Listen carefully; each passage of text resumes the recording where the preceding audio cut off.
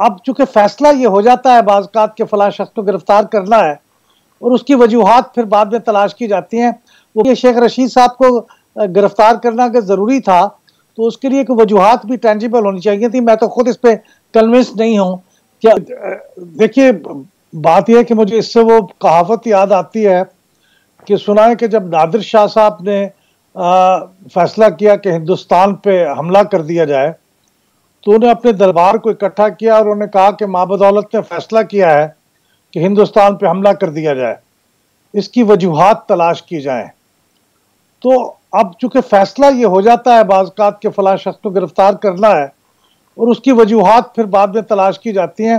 वो बाज़-औक़ात वजूहात कोई ऐसी होती हैं जो कि बहुत टेंजिबल होती हैं, बाज़-औक़ात नहीं होती हैं।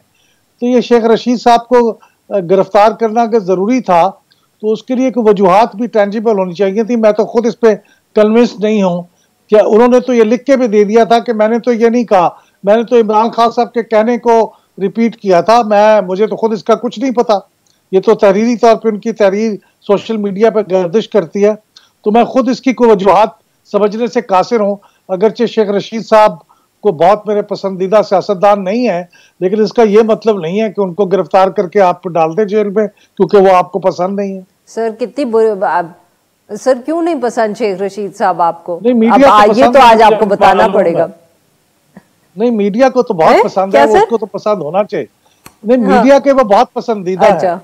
वो मीडिया में रेटिंग्स लाने का सबब बनते हैं, लेकिन उनकी गुफ्तगू जो है कम से कम मेरे जैसे आम आदमी की समझ में नहीं आती, इसलिए मुझे कोई इतने पसंद नहीं है।